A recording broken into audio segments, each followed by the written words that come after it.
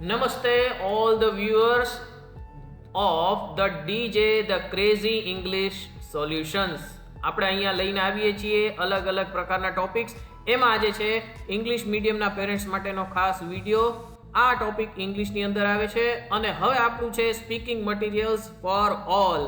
જે કોઈ પણ આ સાંભળી અને એમાંથી શીખે છે એ બધા જ અહીંયા આવકારીએ છે. હું છું દીપેશ જોશી અને આપણે શરૂ કરીએ આજનો અનોખો video. Is your kid learning in English medium school? શું તમારું બાળક ઇંગ્લિશ મીડિયમમાં ભણે છે? હવે ઇંગ્લિશ મીડિયમમાં ભણે છે કે ગુજરાતી મીડિયમમાં ભણે છે એની આપણે ચર્ચા અહીંયા નહીં કરીએ. આ એ ડિબેટનો આ પ્લેટફોર્મ નથી. પણ જો ખરેખર તમારું બાળક છે ઇંગ્લિશ મીડિયમમાં ભણતું હોય અને તમે ઇંગ્લિશ મીડિયમમાં ભણેલા નથી તો થઈ શકે છે તમને ઘણા બધા પ્રશ્નો, ઘણી બધી તકલીફનો સામનો. તો અહીંયા કેટલાક સોલ્યુશન્સ હું તમારી સામે મૂકવાનો છું. તમારા પ્રશ્નો કાંઈ પણ આવા થઈ શકે કે teachers R speaking in English. ત્યાં જાય એટલે કે શિક્ષકો બધા ઇંગ્લિશમાં વાત કરે છે, આપણને એમાં કાંઈ સમજાય ન સમજાય અને એવું ફડફડાટ ઇંગ્લિશ બોલે કે ખબર જ ન પડે શું કરવું. Parents meeting are always in English. Parents meeting કરે પ્રશ્નો પૂછવા માટે કે આના માટે, પણ હોય બધું ઇંગ્લિશમાં અને આપણે પરસેવો છૂટી જાય કે આ બધું શું કેવા પ્રકારનું ઇંગ્લિશ છે એ બાબતે કાંઈ ખબર જ ન પડે. તો શું કરવું? અને you are not good at English speaking અને તમે ઇંગ્લિશ બોલવાની તમને એટલી બધી ફાવટ નથી. તો આ બધા પ્રશ્નોનો પીટારો તમારે વારંવાર ખુલી જતો હોય તો શું કરવું? તો અહીંયા કેટલાક એવા બધા પ્રકારના વાક્યો, કેટલીક વાક્ય રચનાઓ તમને આપવાનો છું જે તમને એમાં હેલ્પફુલ થશે. તો શું તમે પણ કન્ફ્યુઝડ અને શાય શરમાયેલા છો કે પીટીએમમાં કઈ રીતે આપણે શું બોલવું, શું કહેવું? પીટીએમ પેરેન્ટ્સ ટીચર્સ મીટિંગની અંદર જો તમારી પણ હાલત ખરાબ થતી હોય તો આવા પ્રશ્નો કદાચ તમને થતા હશે. સૌથી પહેલા નંબરની મૂંઝવણ કે હાઉ ટુ અન્ડરસ્ટેન્ડ, આ શું બોલે છે અંદર મીટિંગમાં એ કેવી રીતે સમજવું. નંબર 2 વોટ ટુ સ્પીક, આને સામે બોલવું છે તો કઈ રીતે બોલવું. અને નંબર 3 હાઉ ટુ ક્વેશ્ચન, એને પ્રશ્નો કઈ રીતે પૂછવા, આપણે પણ કંઈક પૂછવું છે, આપણે પણ કંઈક કેવું છે. હાઉ ટુ કમ્પ્લેન, આપણે પણ કંઈક ફરિયાદ કરવી છે. તો આ બધી વસ્તુ કેમ કરવી? જો આ બધી મૂંઝવણ તમને પણ થતી હોય તો ચોક્કસ તમે એકદમ જ સાચી જગ્યાએ આવેલા છો.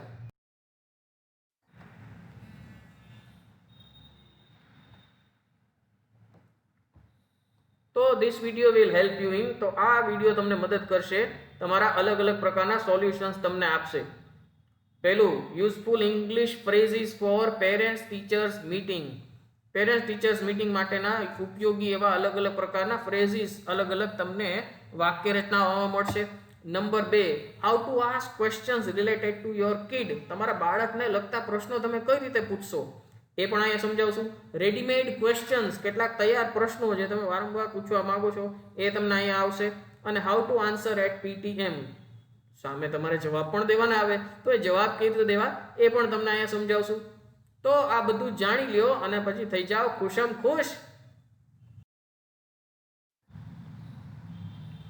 સૌથી પહેલી શરૂઆત આપણે કરીએ. ગુડ સ્ટાર્ટિંગ ઇઝ મસ્ટ, એકદમ જરૂરી છે કે સ્ટાર્ટિંગ તમારું એકદમ સરસ થાય. તો હાઉ ટુ ગ્રીટ, તો કેવી રીતે એ શિક્ષકનું અભિવાદન કરશું, કે કઈ રીતે ત્યાં તમે મળો છો મીટિંગમાં તો એમને કઈ રીતે એનું અભિવાદન કરીએ. એવા કેટલાક વાક્યો લઈએ. તમે કહી શકો કે ગુડ મોર્નિંગ, આઈ એમ, તમારું જે નામ હોય તે સાથે જોડી દો. આગળ તમે વધી શકો કે good morning, I M your kids name, કે તમારા બાળકનું નામ લ્યો અને એને એપોસ્ટ્રોફી એસ સાથે એની મધર કે ફાધર તમે જે જતા હો તે ત્યાં તમે બોલી શકો. સાથે તમે આમ પણ ઉમેરો કે I am really happy to meet you, તમને અહીંયા મળીને ખૂબ જ અમને ખુશી થાય છે. બીજું વાક્ય તમે એના બદલે આવું પણ કહી શકો કે hope you are well today, આશા રાખું છું કે તમે આજે ખૂબ જ સારા હશો, તબિયત સારી હશે, તમે ખુશ હશો. ટૂંકમાં આખા વાક્યને સળંગ જોડીએ તો હું મારા તરફથી બોલું તો હું આવી રીતનું કંઈક વાક્ય બનાવીને બોલું કે good morning, I am Deepesh, Arpita's father, hope you are well today.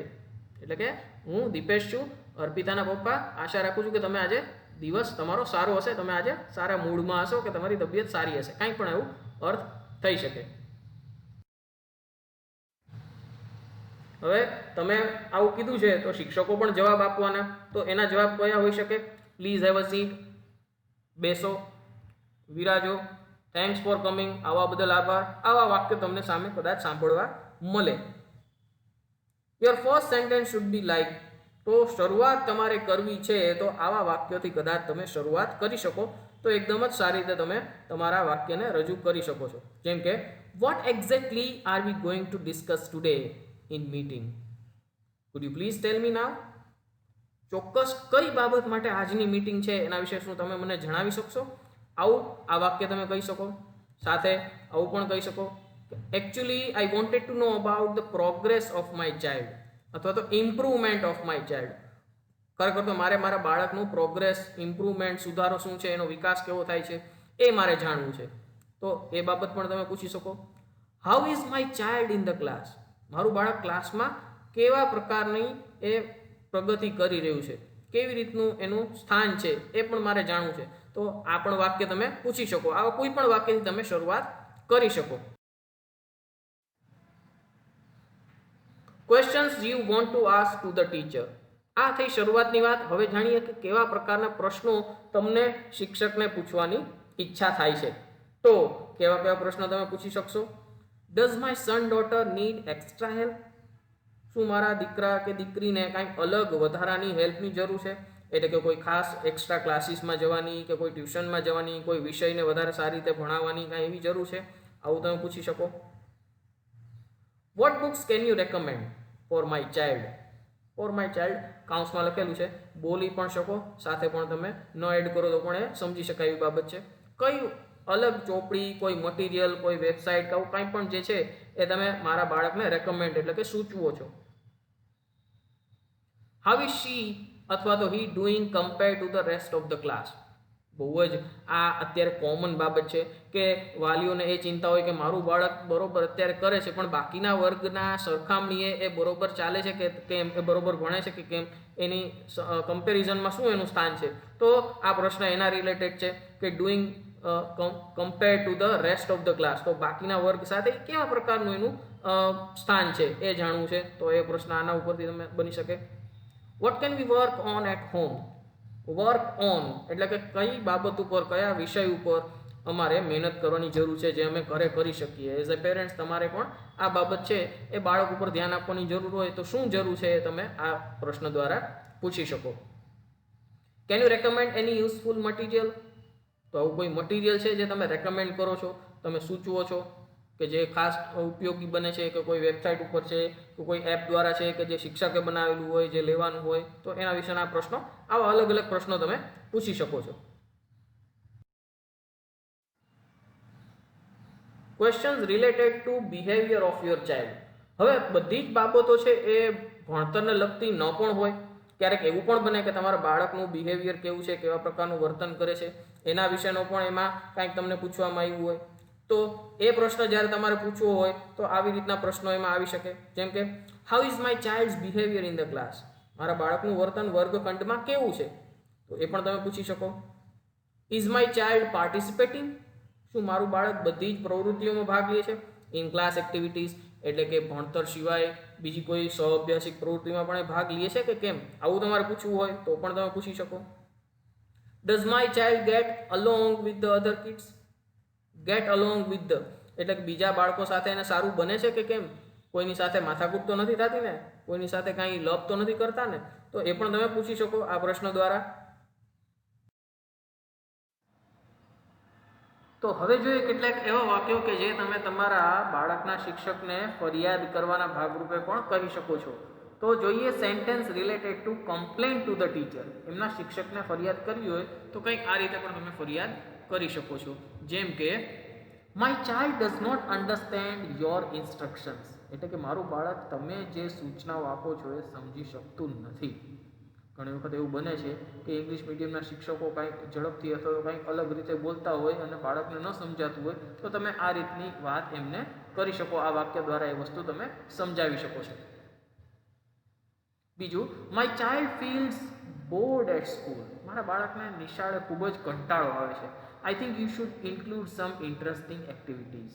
અને મને લાગે છે તમારે કંઈક રસપ્રદ પ્રવૃત્તિઓ તમારા બાળકને થાય એ માટે તમારે કરાવવી જોઈએ. 3. My child is complaining about bullying.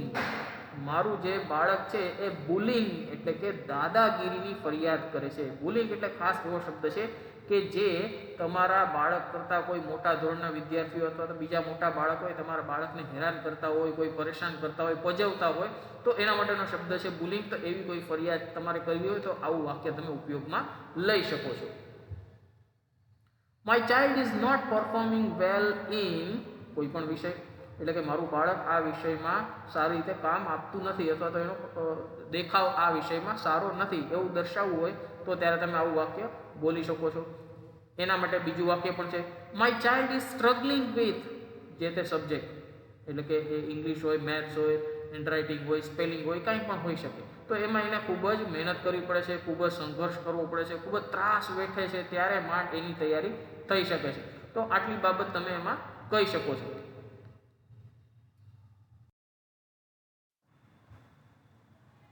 હવે આવું તમે કહેશો તો teachers reaction related to your child, તો એના શિક્ષકના પણ તમને પ્રતિભાવ કંઈક આ રીતે મળી શકે છે.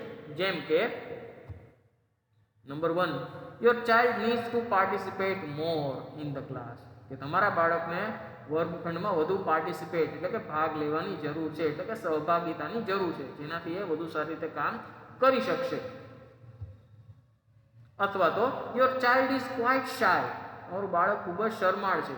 I am trying to encourage her or him to open up, શિક્ષક એમને એન્કરેજ કરવાના, પ્રોત્સાહિત કરવાના પ્રયાસો કરે છે જેથી કરીને એ ઓપન અપ એટલે કે વધુ સારી રીતે ખીલી શકે અને વધુ સારી રીતે ખુલાસાથી છૂટથી વર્ગખંડમાં રહી શકે. Your child needs to work on, જે તે વિષયનું નામ, કે તમારા બાળકને આ વિષય ઉપર વધારે મહેનત કરવાની જરૂર છે. નીડ્સ ટુ વર્ક ઓન એટલે કે ના ઉપર મહેનત કરવાની જરૂર છે. બની શકે કે તમારા બાળકની ફરિયાદ પણ આવે કે તમારું બાળકનું વર્તન ક્લાસમાં કેવા પ્રકારનું છે, તો એવા વાક્યોનો અર્થ આ પ્રમાણે થશે, she or he is messing up in the class. messing up એટલે કે વર્ગખંડમાં ધમાલ બોલાવી દે છે, દેકારો કરી મૂકે છે, એ માથાનો દુખાવો બની જાય છે. અથવા તો she or he is acting up in the class, એટલે કે વર્ગખંડમાં સરખી રીતે વ્યવહાર કરતા નથી, આખો વર્ગખંડ માથે લઈ લે છે અને ખૂબ જ પરેશાન કરે છે. તો આવા વાક્યો પણ તમારે તમારા બાળક માટે સાંભળવાના થઈ શકે. તો એ હતી ફરિયાદની વાત. બની શકે કે તમારા બાળકની ફરિયાદ નહીં પણ વખાણ પણ કરે, તો વખાણ કરે તો એ વાક્યો પણ તમારે કેવી રીતે સમજવા, તો એના કેટલાક ઉદાહરણ લઈએ. તો your child is a very bright student, તમારો બાળક છે ખૂબ જ તેજસ્વી વિદ્યાર્થી છે. Both on the education as well as extra curricular front, અભ્યાસમાં અને સહઅભ્યાસી પ્રવૃત્તિ બંનેમાં તમારું બાળક ખૂબ જ એકદમ જ તેજસ્વી છે. બોથ ઓન ધ એજ્યુકેશન, હવે એજ્યુકેશન શબ્દને હવે મોડર્ન રીતે તમે કદાચ એડ્યુકેશન પણ સાંભળશો તો બંને ઉચ્ચાર તમે સાચા જ છે એમ માનીને ચાલજો, કેમ કે મોડર્ન રીતે હવે ઘણા બધા એડ્યુકેશન પણ બોલે છે, તો એ ઉચ્ચાર પણ તમારા ધ્યાનમાં આવે. ત્યાર પછી your child is a very smart and well behave, તમારું બાળક ખૂબ જ હોશિયાર છે અને વેલ બિહેવડ એટલે કે એનું વર્તન ક્લાસમાં ખૂબ જ સારું છે. આવું પણ તમને એમના શિક્ષક પાસેથી સાંભળવા મળી શકે. પછી છે it is my pleasure to have him or her in the class, મારી ખુશીની વાત છે મારા માટે કે તમારું બાળક છે એ મારા વર્ગખંડમાં છે, એમને મારા વર્ગખંડમાં હોવાથી મને ખૂબ જ આનંદ થાય છે. You have nothing to worry about him or her, એના વિશે કાંઈ ચિંતા કરવાની તમારે જરૂર નથી, એકદમ બરોબર રીતે એનું કામ કરે છે. આવા વાક્યો પણ છે. યોર રિપ્લાય કેન બી, હવે આવું કંઈક કહે તો તમારે સામે જવાબ પણ તમારે દેવો પડે, તો કંઈક આવા જવાબ તમે દઈ શકો. I would take that as a compliment on my childs behalf, thank you. I would take that, હું આને કઈ રીતે લઈશ, એઝ એ કોમ્પ્લિમેન્ટ, એક સારા એવા શાબાશી અથવા તો પ્રોત્સાહનના રૂપે લઈશ. તમે એકદમ સારી બાબત બોલ્યા છો તો એ ઓન માય ચાઇલ્ડ બિહાફ, મારા બાળક વતી હું એને એક સારા વખાણના સંદર્ભમાં લઈશ અને તમારો ખૂબ ખૂબ આભાર. I am happy that she is or he is doing okay, મને ખૂબ જ ખુશી છે કે એકદમ સારું એ કામ કરી રહી છે. I M glad two here that, આવું સાંભળીને ખૂબ જ આનંદ થયો, તમારી પાસેથી આવા શબ્દો સાંભળીને ખૂબ જ સારું લાગ્યું.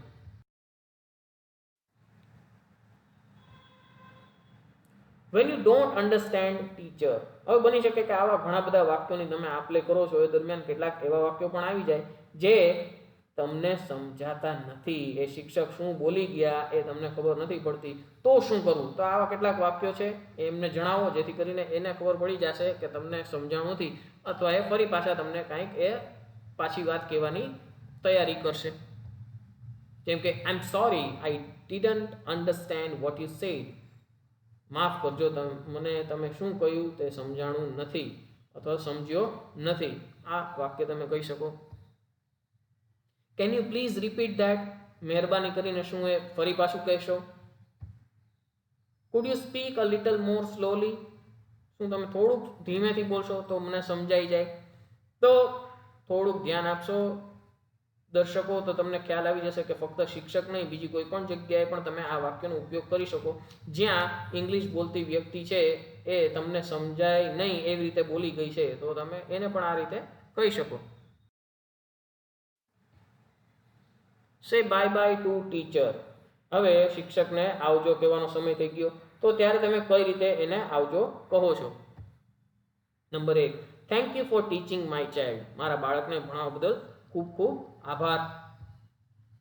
આવું પણ કહી શકો કે thank you for being patient with my child. એટલે કે તમારું બાળક તોફાની છે, ધમાલિયું છે, તો એવા બાળકને સાચવીને ધીરજથી કામ લેવા બદલ ખૂબ ખૂબ આભાર. આવું પણ તમે કહી શકો. Thank you for working so hard with my child. તમારું બાળક કોઈ વિષયમાં, કોઈ ચોક્કસ બાબતમાં નબળું છે અને તમારા એ બાળકના શિક્ષકે એના ઉપર સખત મહેનત કરી, એમને વારંવાર સૂચના આપી, એમને સરખી રીતે તૈયાર કર્યા છે, એ બાબત એમની સુધારી છે, તો એના ઉપર ખૂબ જ મહેનત કરવા બદલ પણ તમે એમનો આભાર આ રીતે માની શકો. What is at the end of meeting? હવે મીટિંગ પૂરી થાય છે ત્યારે કદાચ એવું બને કે તમારે તમારા જે બાળકના શિક્ષક છે એમનો કાંઈ નંબર લેવો હોય, અથવા તો એમની સાથે કોન્ટેક્ટ કરીને વારંવાર તમારે બાળકની કાંઈક માહિતી આપલે કરવી હોય, તો તમે આવા કંઈક પ્રશ્નો પૂછી શકશો. How can eye contact you? તમારો કોન્ટેક્ટ કઈ રીતે કરવો? તો આ વખતે જો આવા પ્રશ્નના જવાબમાં શિક્ષક એમ કહે કે I will see you in next PTM. આવતી પેરેન્ટ્સ ટીચર મીટિંગમાં મળશું and you can ask any question.